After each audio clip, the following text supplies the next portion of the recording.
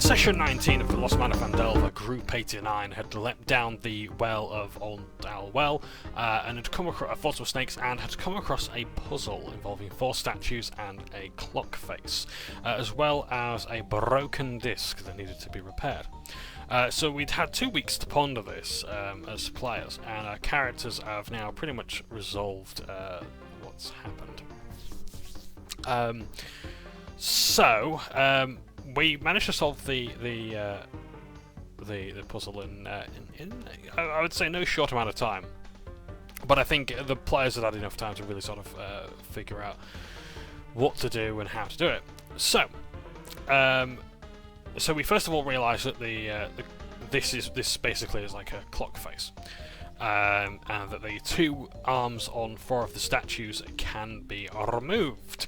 So Eliza and myself, Garveld, managed to break off the arms from the statues and place them onto the pedestal in the centre of the room.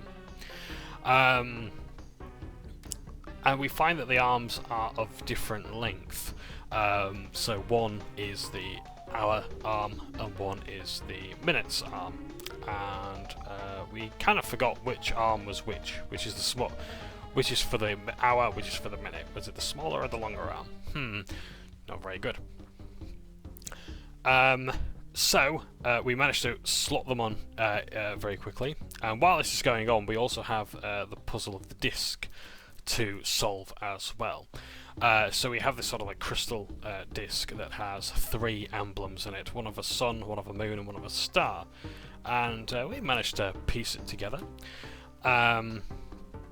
And it doesn't really seem to correspond with anything particular in regards to the puzzle, but we do find that these symbols, the sun, the moon, and the star, are actually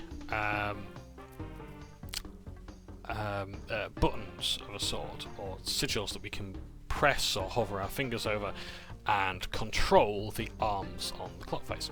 So we push the arms to the sign that says 12 on the floor, which Eliza managed to spot with a natural 20 minus 1, and as does Ellie with a roll of 13 for investigation. The closest dash to the which is closest to the door, which is basically just like a solid wall, has the number 12 on it, which is quite handy. So we managed to place everything together, and we started to hear a ticking sound as the cyan blocks around the floor start to glow, implying that this is powered up. And when we hear this ticking sound, we managed to notice that around this wall where the door is, there is a faint glowing, arcane glow to it. And so it appears as though the door is ready to open. So rather than just like rush at it and see what happens or try to break it down, Ellie uses her mage hand. She summons up a mage hand and she has it hover to the door. However, there is no impact, no tension, no feedback from the hand touching the door. It goes straight through. So this, therefore, must be some sort of illusory wall. So Yito calls for Lionel, his weasel familiar, his familiar flavoured as a weasel, and sends him through. And he's unharmed due to dark vision. Also as well, Lionel has a collar made by Ellie, which is basically a rock with the light spell cast upon it, so he can see around because he doesn't have dark vision. A very 5e thing. Cats don't have dark vision either, as written, strangely enough. And yet badgers have abilities like burrow. Okay.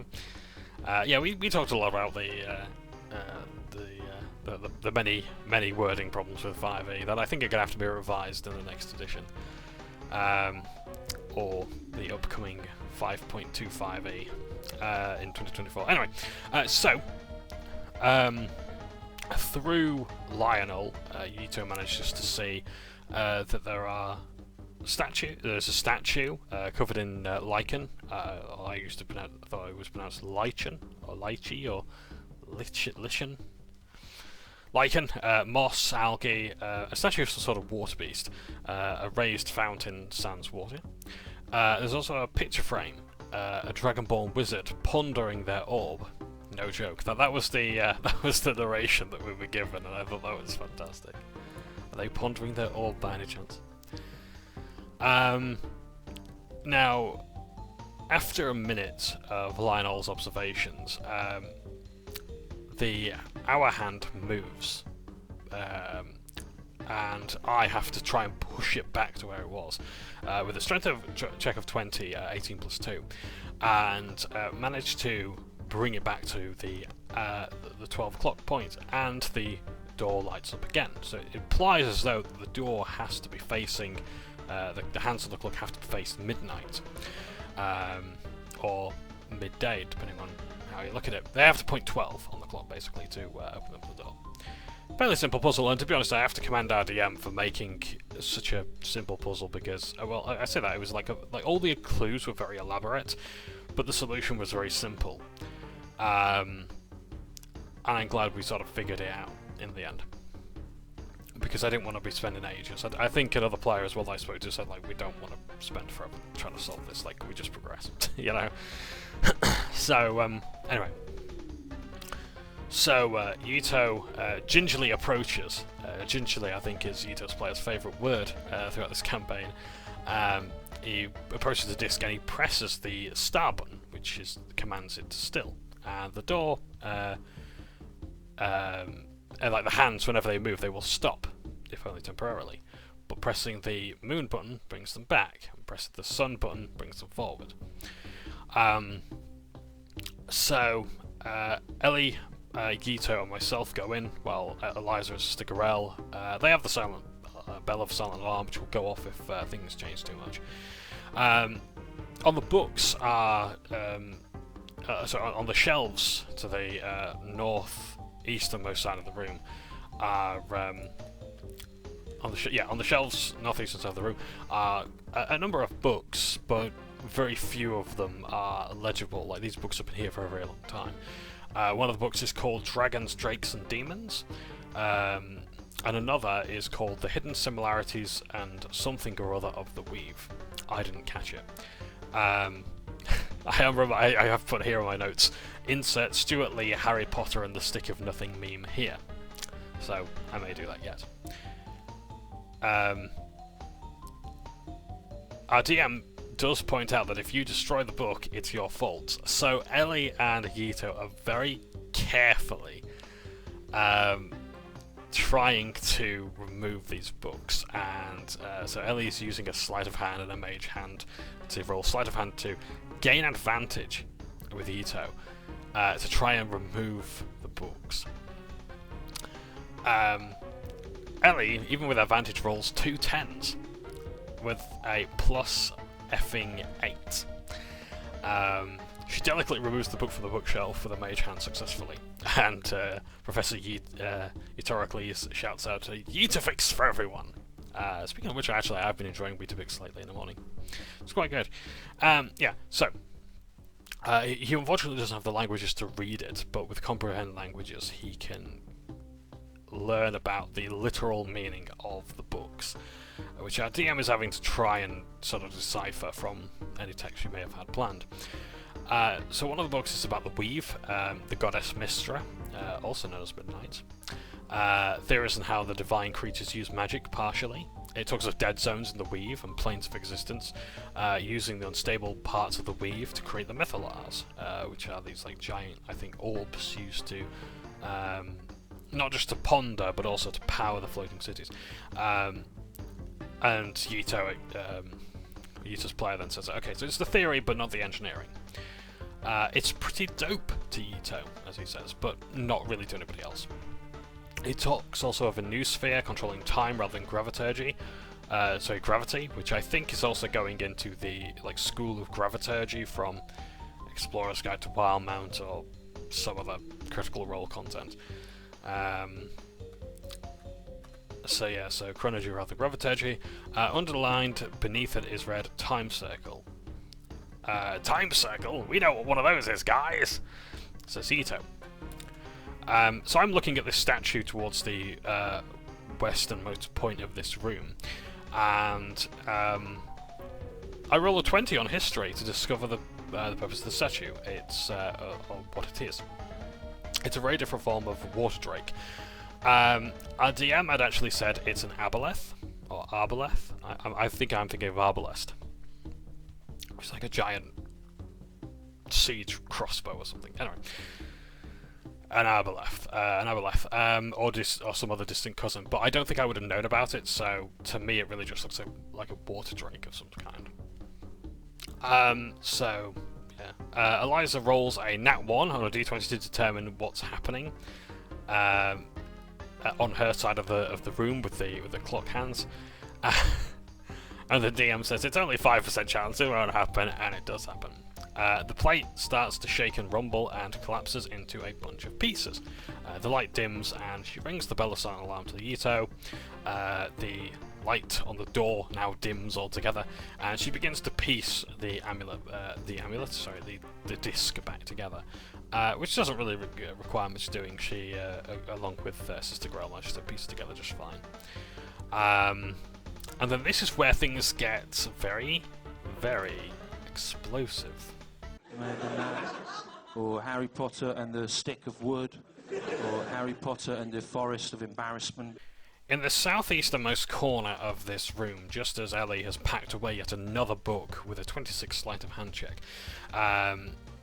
she sees an arcane symbol atop a box, a chest of sorts. An arcane check of 20, 18 plus 2, reveals this as a glyph of warding. And we have to sort of go back and ask each other what we're going to do about this, because this could be pretty dangerous. So everyone comes into the room and we think about what we're going to do. So Yito asks if he could have his unseen servant open the box. Sister Gorel can't really provide any help, so Yito summons casts a ritual to summon Bartholomew, his unseen servant, and the unseen servant explodes the moment it touches the box, along with the sigil, the glyph of warding.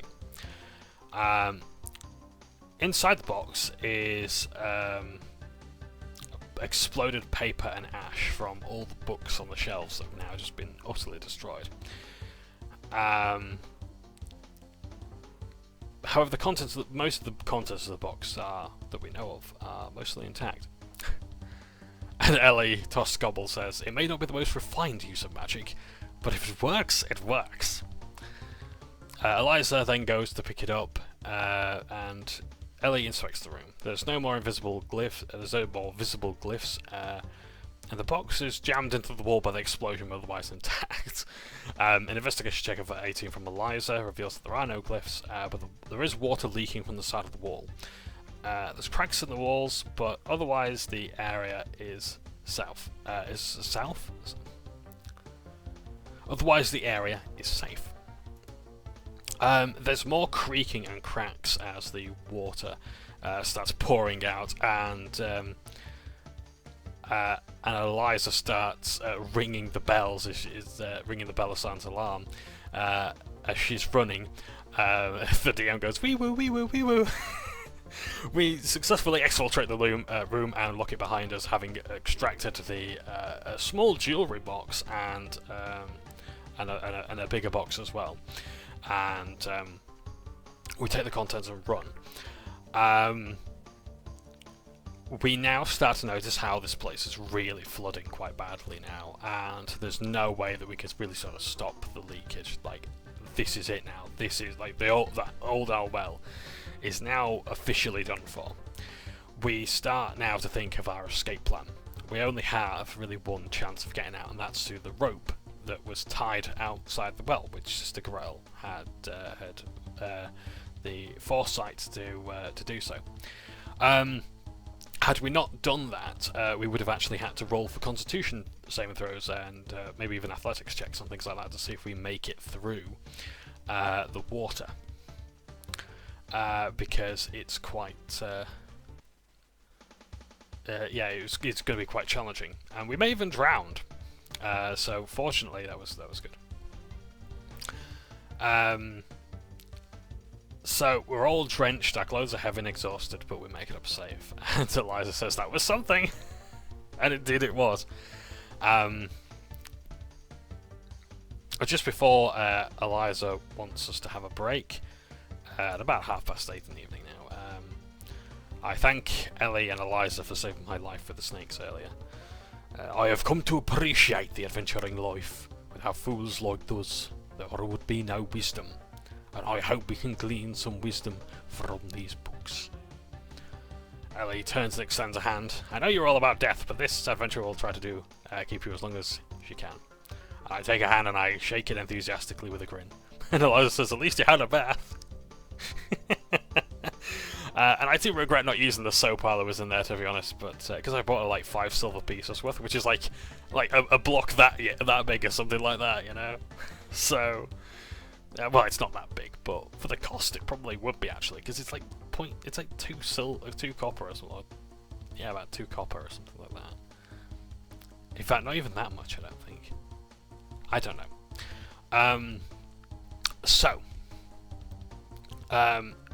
Ellie and Eliza check the box for traps, and investigation with Yito's help. Ellie has a 17 and a nat 20 plus 6. She finds that it's a pretty decorative box. It's about a foot long, plain as day, and inside is a purple crystalline shard, long and jagged. Like a Sims gem, but extended and jagged around the sides. And Yito with a Arcana check of 26, so 90 plus 7. He sort of discovers that it's very much like a shard of a sphere, but he only really knows about this from journals and the portrait that he saw underneath the well. It doesn't have the same type of power that the sphere would, but it would still be quite powerful all the same. Most of these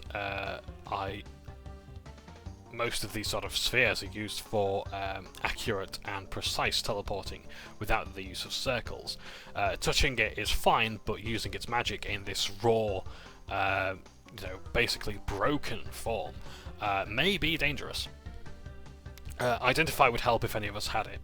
He touches the chronosphere shard, and Eliza looks over and says she wants to touch it. Shiny thing. In the jewellery box is a red ruby. And I think our DM actually rolled on the random loot table for this one again. It's well polished, it's extremely shiny, and cut in a regular diamond shape that we would think of. Which is quite appropriate because I want to really play, because I'm probably going to do my a bit of Spyro the Dragon, Spyro 2 Ripto's Road recording after this. So yeah. Yeah, and it's quite big, it's golf ball sized. So we don't really get to appraise it yet. I don't think we need to go to town for that. But it may be of use. In fact, it may even be a spell component. I'm not quite sure. I'd have to look it up.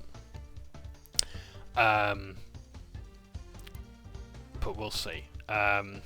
We take watches. Eliza takes the first and second, and I take the third. I cast a prayer of healing, and I heal both Ellie and I for 13 hit points. Nice. Eliza pokes Ellie with the wand, saying, "Oh yeah, we found a wand as well." Yeah, which is more information of. Though this was in the chest as well. We also found a wand. We found a box with the shard. We found the ruby in the jewelry box, and then we found this wand as well, which looks like a snake, shaped like a snake almost. And Eliza pokes Ellie with the wand, saying, "Yeah, you said it was for poking people." And Ellie says, "Yeah, but I was thinking other people." And so Eliza pokes me with the wand, and Eliza then homes on the ruby, going, "Shiny." I need to find some shiny show memes. If anyone remembers that, I need to find some for that for Eliza's player there. On the wand is a word on the head in Elvish, thus Eliza can read it, and it says Serpensa, or snake in common. Yuto's Arcana check of 18, 11 plus 7 reveals that it is indeed a wand, and that when the word is spoken, its effect will trigger. We don't know what effect that will be, though. We have a guess, basically, that it'll spit poison, like the poison spray cantrip, which is like a good D10 of damage on a Constitution saving throw, which isn't great. Or maybe even turns into a snake, like a snake familiar, or who knows? We don't know yet. But yeah, I don't know if that's in anyone's items yet. I think it needs to be identified. Oh, so maybe we can figure it out on a short rest or long rest. We might be using that rest to figure that out. So, on the ending this rather short session recap, not a whole lot to say on this one. That and I've practically just speed read my notes. Eliza is going to spend some time with Areko. And she asks, thinking of the Black Spider, Neza, what is she to you? And this is where we have scary music coming in per the DM. The echo doesn't speak it at that moment, but the form it takes is her own at first glance. She sees its black, shadowy form shift and alter. At first she recognises as the Black Spider. It shifts again, almost identical but not quite. Slightly shorter, not as built, but still elvish. It fades back to her own shadowy form, and she gets a rush of warmth, as if the echo says yes to that image of her being a sister. Are you trying to avoid her? She feels a sense of anger for some reason, without a reason really. You are running from the Black Spider, I am running away from Dread Tyrant. I guess we both have to face them someday. She ruminates on how she will do this, as she continues her watch. We wake up at dawn, after our long rest, and we level up! We make it to level 5, woohoo! So there's lots of roleplay stuff going on with Eliza's character there about, because I think she's always loved the Drow. I think she wanted to play a Drow originally, but I don't think we had the books for that. And even then, actually trying to run that convincingly might have been a bit difficult for our, for us. I'm not quite sure, especially in like this kind of campaign. Like maybe in Out of the Abyss or something like that, you know, where the Drow and the Underdark are more common. But it might have been a bit harder here. But yeah, it was a good session. I'm really glad we did that session and we solved the puzzle. So yeah, so we all rolled hit die. We did quite well. I managed to roll the maximum of 8. So I got 8 plus 6, that's 11. So I've gone from 35 hit points to 46 hit points. And I get my Revivify! I get my Revivify automatically prepared, but I do need a diamond. No, diamonds worth 300 gold, which the spell consumes. Oh.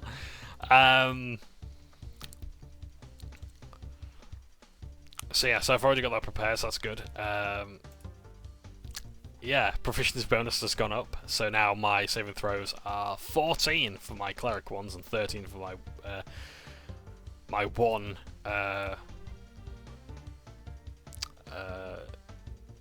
wizard spell, create bonfire, that actually has the saving throw. I get +6 to my spell casts, +5 to hit with my melee weapons. It's looking pretty good.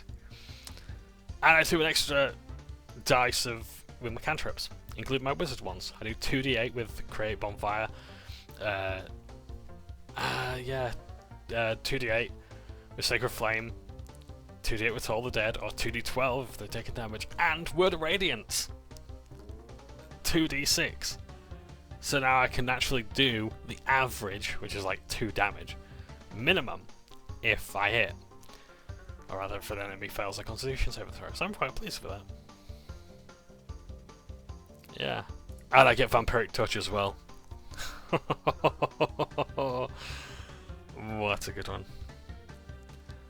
But yeah, so I've got until next Saturday, or this coming Saturday rather, to decide what spells I'm going to choose. And I think I'm going to have to make a very important choice, because we're either going to Neverwinter, or we're going to Thundertree. And we're going to end this in Thundertree, or at least we're going to put an end to a lot of the antagonists in Thundertree. We're either going to put a serious dent in the Dread Tyrant's plans in Thunder Tree, or we're going to go to Neverwinter, and apparently a few things are planned there. And I've got some things I can do as well. I don't know what loot we have to buy things with. I think we've spent a lot of it at town. But I'm going to see if I can get any help I can for the temples. Maybe even check in on Emil as well, who's currently the Temple of Moradin. Yeah, what do I get level 6 again? Path of the Grave. Oh, I get Destroy Undead. So not level 6, level 5. I get Destroy Undead. So I can destroy Undead of half CR. Challenge rating, that's good. Woohoo! So, yeah, that's it for me. Thank you for watching. I'm terribly sorry that this session recap wasn't my best, and probably not very exciting, but I just wanted to get the very basic information out there, because there really wasn't much to report on. It was really fun. I think this is definitely one of those sessions that was much more satisfying for my group to do than actually recap on. And yeah, it was nice to see what the old Owl world was all about. So yeah, and actually solve it rather than just go, oh, we can't figure it out, let's go. So yeah, so thank you for watching, take care, and ta-ta for now.